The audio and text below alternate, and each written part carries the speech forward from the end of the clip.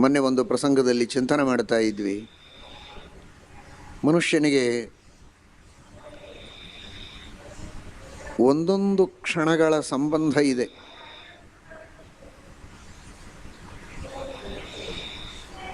ಒಂದು ವಸ್ತುವಿಗೆ ಪ್ರತಿಕ್ಷಣದ ಸಂಬಂಧ ಇದೆ.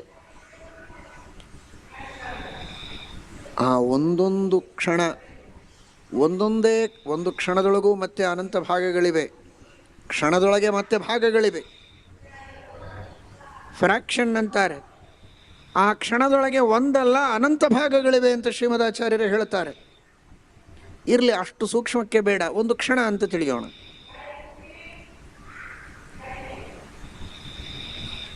ಇದೊಂದು ಗಡಿಯಾರ.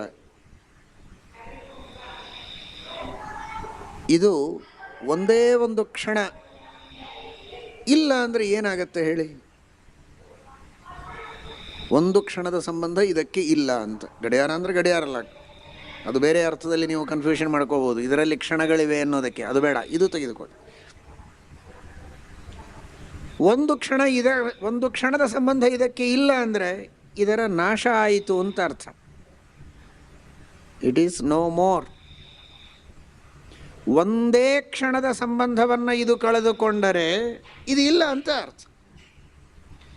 ಮತ್ತೆ ಮುಂದಿನ ಕ್ಷಣದ ಸಂಬಂಧ ಬರಬೇಕು ಅಂದರೆ ಹೊಸದೇ ಕ್ಲಿಪ್ಪು ಹುಟ್ಟಬೇಕು. ಇದು ಹೋಯಿತು. ನನಗೆ ಹೇಳಬೇಕಾದದ್ದಿಷ್ಟೇ, ಒಂದು ವಸ್ತುವಿಗೆ ಕಂಟಿನ್ಯೂಯೇಷನ್ ಇರಬೇಕು ಅಂದರೆ ಒಂದೂ ಕ್ಷಣದ ಸಂಬಂಧ ತಪ್ಪಬಾರದು. ಒಂದೇ ಒಂದು ಕ್ಷಣದ ಸಂಬಂಧ ತಪ್ಪಿದರೆ ಆ ವಸ್ತು ಇನ್ನಿಲ್ಲ ಅಂತ, ಮತ್ತೆ ಬರಲಿಕ್ಕೆ ಸಾಧ್ಯವೇ ಇಲ್ಲ. ಇದು ಜಾಗತಿಕ ಸತ್ಯ.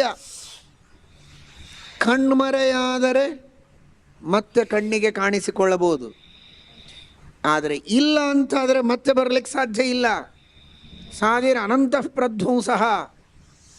ಒಮ್ಮೆ ಒಂದು ವಸ್ತುವಿನ ನಾಶ ಆದರೆ ಅದು ಇನ್ನು ಮುಂದೆ ಬರೋದಿಲ್ಲ. ಬರೋದು ಹೊಸ ವಸ್ತು ಬರಬೇಕು. ಅದು ಮತ್ತೆ ಬರೋ ಹಾಗಿಲ್ಲ, ಹೋದದ್ದು ಹೋಯ್ತು. ಹಾಗಾದರೆ ತಿಳಿಯಿರಿ, ಒಂದು ಕ್ಷಣದ ಸಂಬಂಧ ಅನ್ನೋದಕ್ಕೆ ಮಹತ್ವ ಎಷ್ಟಿದೆ ತಿಳಿಯಿರಿ. ಮುಂದಿನ 100, 1000, ಲಕ್ಷವೋ, ಕೋಟಿಯೋ ಕ್ಷಣಗಳ, ತಾಸುಗಳ, ದಿನಗಳ, ವರ್ಷಗಳ ಸಂಬಂಧ ಆ ವಸ್ತುಗಳಿಗೆ ತಕ್ಕಂತೆ. ಇದಕ್ಕೆ ಅನೇಕ ದಿನಗಳ ಸಂಬಂಧ ಇರಬಹುದು. ಬೆಟ್ಟಕ್ಕೆ ಅನೇಕ ಸಾವಿರಾರು ಲಕ್ಷಾವಧಿ ವರ್ಷಗಳ ಸಂಬಂಧ ಇದೆ. ಅಷ್ಟೆಲ್ಲ ಸಂಬಂಧಗಳನ್ನು ಮುಂದೆ ಪಡೆದು ಮೆರೆಯುವುದಕ್ಕೆ ಈ ಒಂದು ಕ್ಷಣದೊಳಗಿನ ಅನಂತ ಭಾಗದ ಸಂಬಂಧ ಇದು ಬಹಳ ದೊಡ್ಡ ಬ್ರಿಡ್ಜ್ ಆಗಿ ಇದೆ. ಇದೊಂದು ಸ್ವಲ್ಪ ಕಟ್ಟಾದರೆ ಆ ವಸ್ತುವಿನ ಅಸ್ತಿತ್ವ ಹೋಯಿತು. ನೀವೇನು ಹೇಳೋದಕ್ಕೆ ಹೊರಟಿದ್ದೀರಿ ಅಂತ ನಿಮಗೆ ಸಮಸ್ಯೆ ಆಗಿರಬಹುದು. ನಾನು ಏನು ಹೇಳಲಿಕ್ಕೆ ಹೊರಟಿದ್ದೇವೆ ಅಂದರೆ,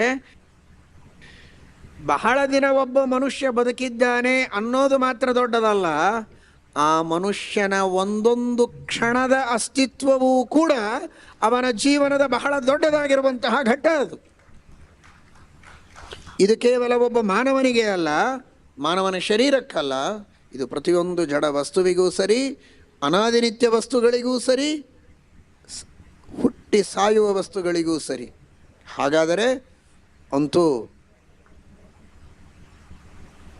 10 ವರ್ಷ, 20 ವರ್ಷ, 50 ವರ್ಷ, 70 ವರ್ಷ, 80 ವರ್ಷ ಆಯುಷ್ಯ ಕೊಟ್ಟು ಬದುಕಿಸಿದೆಯಪ್ಪ, ಬಹಳ ದೊಡ್ಡ ಉಪಕಾರ ಅಂತ ಸುವರ್ಣ ಮಹೋತ್ಸವಕ್ಕೆ, ಷಷ್ಠಬ್ದಿಗೆ ಇನ್ಯಾವ್ಯಾವುದೋ ಶಾಂತಿಗಳನ್ನು ಮಾಡಿಸ್ತೀರಲ್ಲ, ಉಗ್ರರಥ, ಭೀಮರಥ, ಆ ರಥ, ಈ ರಥ, ಅನೇಕ ರಥಗಳು.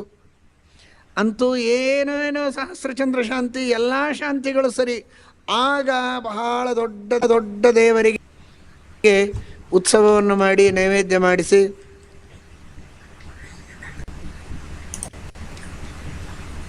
ಕೃಷ್ಣಾರ್ಪಣೆ ಹೇಳಿ ಮುಗಿಸುವುದು ಅಂತ ತಿಳಿದುಕೊಳ್ಳಬೇಡಿ. ಕ್ಷಣದೊಳಗಿನ ಅನಂತ ಭಾಗಗಳಲ್ಲಿಯೂ ಕೂಡ ಆ ಕ್ಷಣದೊಳಗಿನ ಒಂದೊಂದು ಭಾಗದ ಸಂಬಂಧವನ್ನು ದೇವರು ನಮಗೆ ಕರುಣಿಸಿದ್ದಕ್ಕೆ ಇನ್ನು ಮುಂದೆ ಎಷ್ಟು ಕ್ಷಣ ನಾವು ಬದುಕಬೇಕಾಗಿದೆ. ಜೀವ ಅಂತ ತೆಗೆದುಕೊಂಡ್ರೆ ಇನ್ನು ಅನಂತ ಕಾಲದವರೆಗೆ ನಾವು ಬದುಕಬೇಕಾಗಿದೆ. ಇನ್ನು ಅನಂತ ಕಾಲದ ನಮ್ಮ ಬದುಕಿನ ಆ ಬದುಕಿನೊಳಗಿನ ನಾವು ಮಾಡುವ ಎಲ್ಲ ಸಾಧನೆಯ ಮೂಲಭೂತವಾಗಿರುವಂತಹ ಒಂದು ಸೇತುವಾಗಿ ನಿಂತ ಈ ಕ್ಷಣದ ಸಂಬಂಧವನ್ನು ನನಗೆ ಕೊಟ್ಟದ್ದಕ್ಕೆ ಅಷ್ಟೆಲ್ಲ ಮುಂದಿನ ಕಾರ್ಯಗಳನ್ನು ತಲೆಯಲ್ಲಿಟ್ಟುಕೊಂಡು ಅದೆಲ್ಲವನ್ನೂ ನನಗೆ ಮಾಡಿಸುವುದಕ್ಕೆ ಈ ಕ್ಷಣದ ಸಂಬಂಧವನ್ನು ಕೊಟ್ಟಿಯೋ ಮಹಾರಾಯ ಅಂತ ತಲೆಗಟ್ಟಿಸಬೇಕು ದೇವರಿಗೆ. ಎಷ್ಟು ಬಾರಿ, ಅನಂತ ಬಾರಿ ಮಾಡಲಿಕ್ಕಾಗತ್ತಾ? ಆಗೋದಿಲ್ಲ. ಮತ್ತೇನು ದೇವರ ಉಪಕಾರಗಳನ್ನು ಹೇಳಿ ಮುಗಿಸುವ ಸಾಹಸದೊಳಗಿದ್ದೀರಿ?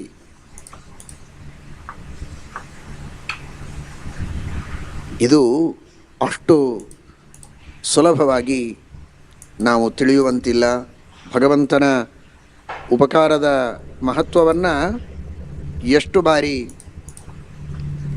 ತಿಳಿದರೂ ಕಡಿಮೆ ಇದೆ.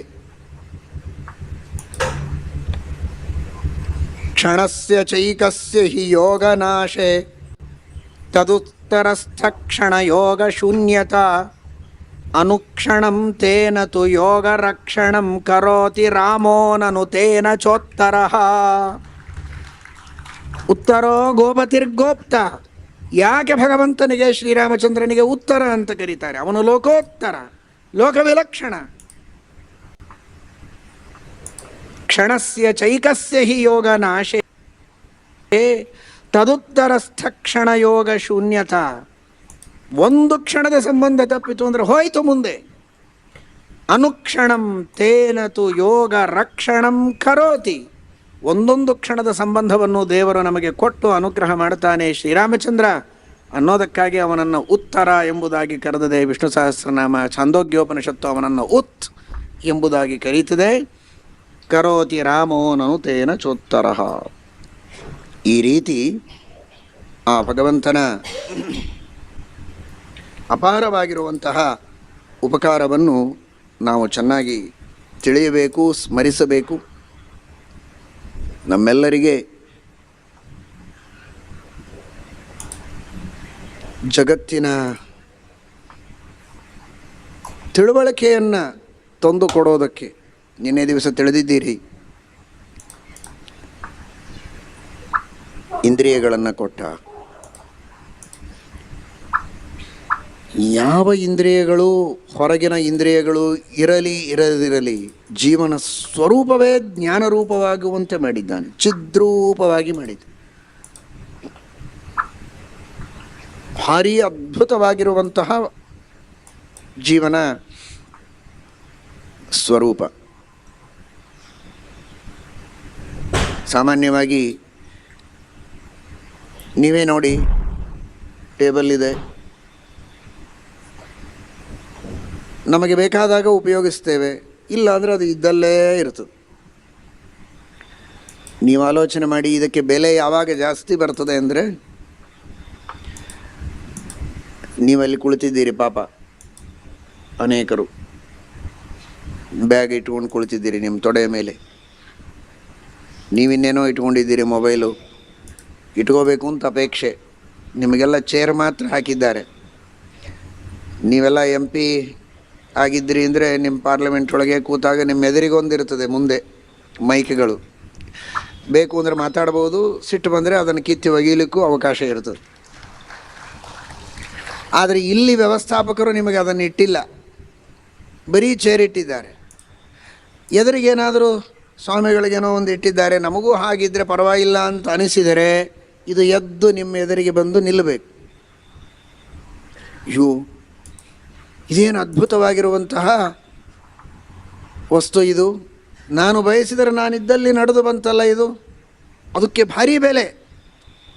ಅದಿದ್ದಲ್ಲಿ ಹುಡುಕಿಕೊಂಡು ನಾವು ಹೋದರೆ ಬೆಲೆ ಕಡಿಮೆ, ನಮಗೆ ಎಲ್ಲಿ ಬೇಕೋ ಅಲ್ಲಿ ಅದೇ ಬರ್ತದೆ ಅಂದರೆ ಅದಕ್ಕೆ ಭಾರಿ ಬೆಲೆ ಅಲ್ವಾ? ಈ ಡ್ರೋನ್, ನೀವು ಇಷ್ಟು ದಿವಸ 2-3 ದಿವಸ ಓಡಾಡಿದ್ದನ್ನೆಲ್ಲ ಇಲ್ಲಿ ಚಿತ್ರ ನೋಡ್ತಾ ಇದ್ರಿ. ಅದು ನೀವೆಲ್ಲಿದ್ದೀರಿ ಅಲ್ಲಿಯೇ ಓಡಾಡ್ತಾ ಇದೆ, ಸುತ್ತಲೂ ಸುತ್ತಾ ಇದೆ. ಎಷ್ಟು ಎಲ್ಲರೂ ಅದನ್ನೇ ನೋಡ್ತಾ ಇದ್ದಾರೆ. ಆ ದ್ರೋಣಾಚಾರ್ಯರು ಬದುಕಿದ್ರು, ಅವರು ನೋಡ್ತಿದ್ರೋ ಬಿಡ್ತಿದ್ರೋ, ಈ ಡ್ರೋನನ್ನು ಎಲ್ಲರೂ ನೋಡ್ತಾ ಇದ್ದಾರೆ.